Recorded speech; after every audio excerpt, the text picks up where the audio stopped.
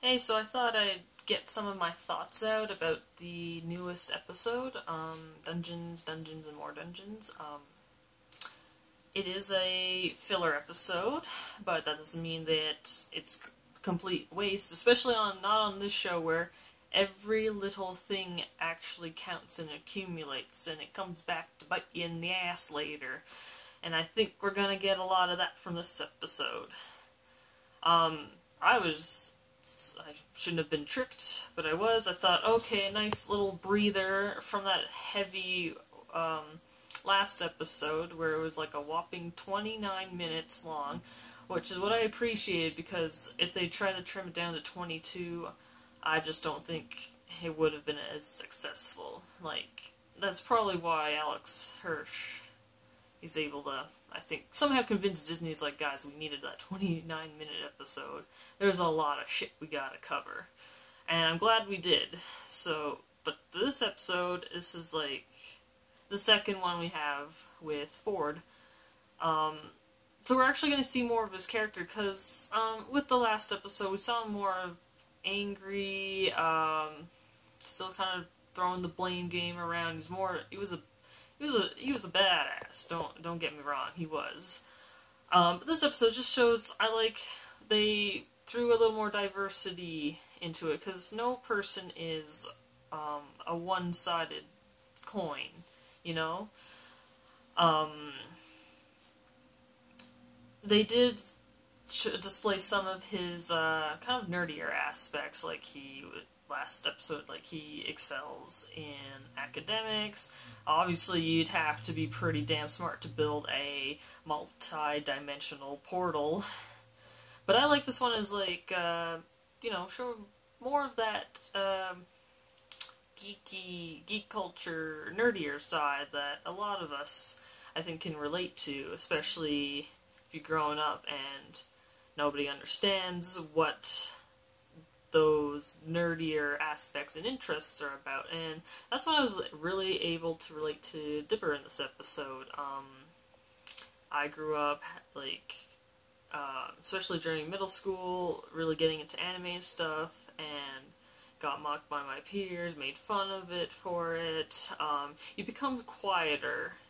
You try not to draw too much attention to yourself, because you have interests that the majority of people around you do not understand or want to try to understand. So that one hit home pretty well.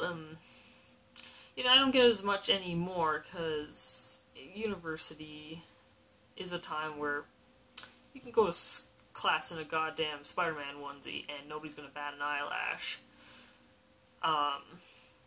Speaking from experience. But this whole episode is showing that our twins, Dipper and Mabel, they are drawing apart. And I have seen a lot of points of view and kind of devil's advocate on Tumblr, just on the internet in general, and I thought I'd kind of get back to that one.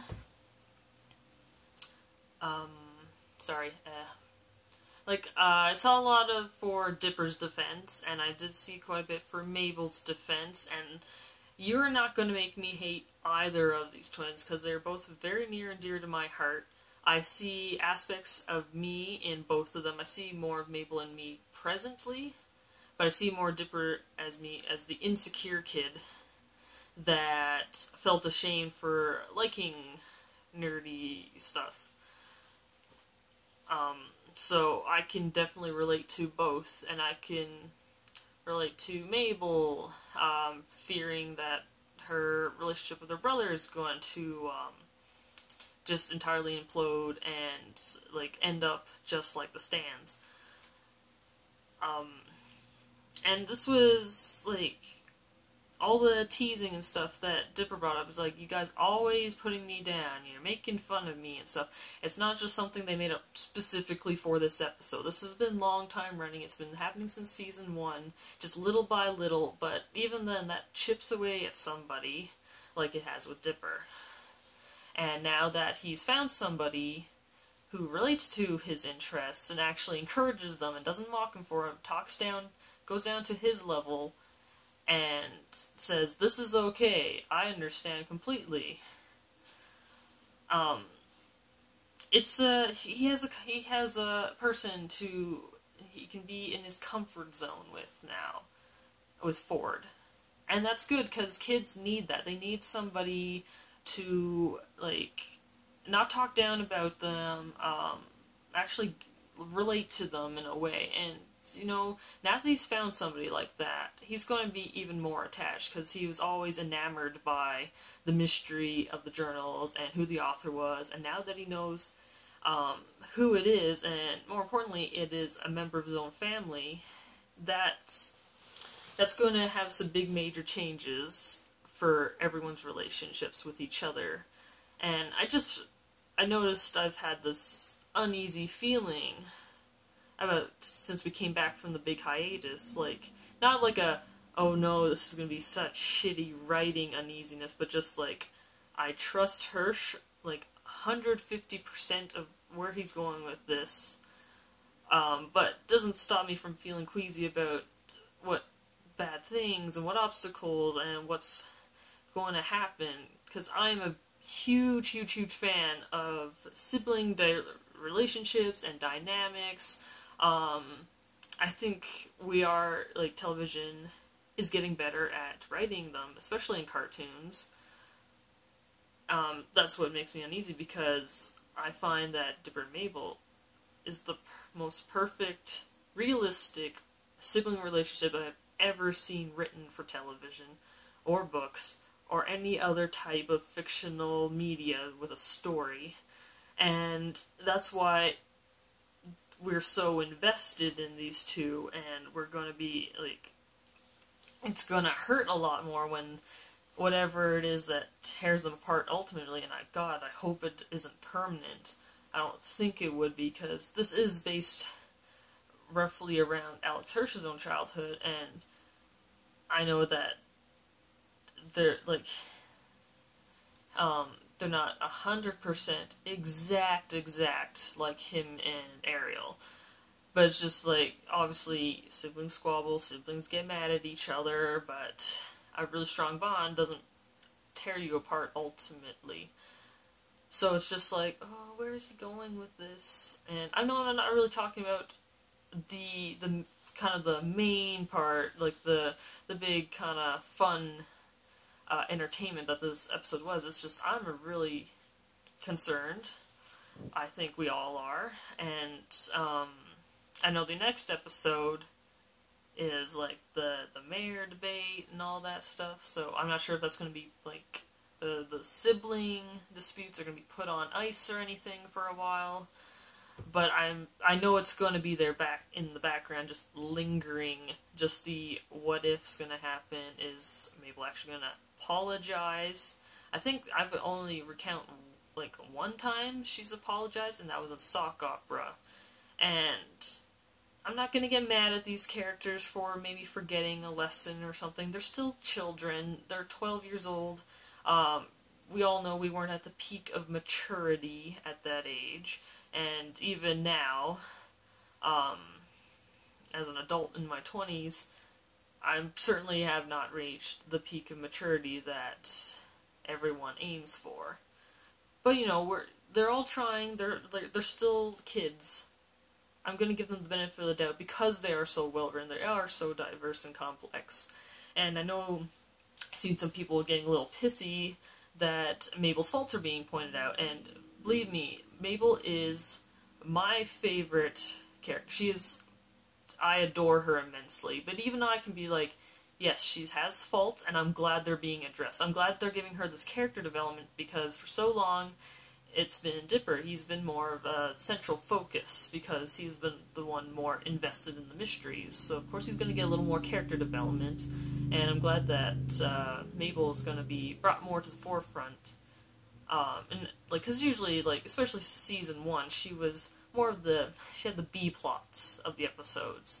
So now that she's finally being centered on the A plots, especially with Not What He Seems, because that was a big game changer. And I can't wait to see where they're gonna go with this. I really want to see if Mabel's gonna finally realize that if the way she continues, it's gonna be a self-fulfilling prophecy. I know she's like, you can tell she's terrified and anxious about what if she loses her brother, like her best friend, due to like stuff she does and everything. I hope she realizes it in time before bad influences come in.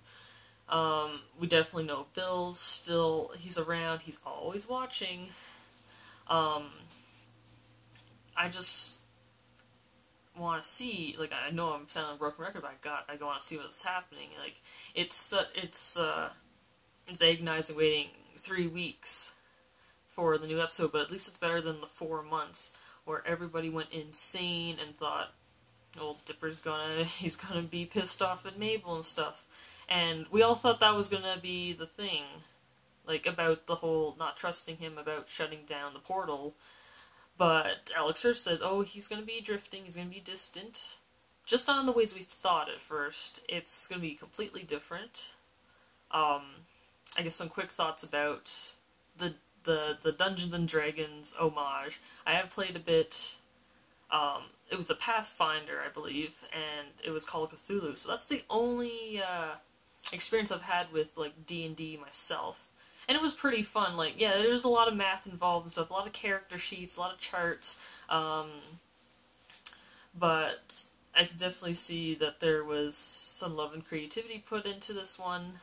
Alex Hirsch said in an interview that he's only like played it once, and it was like with the creators of Adventure Time and Over the Garden Wall, which is kind of interesting. Like, think of that as like a triple crossover kind of game that would be.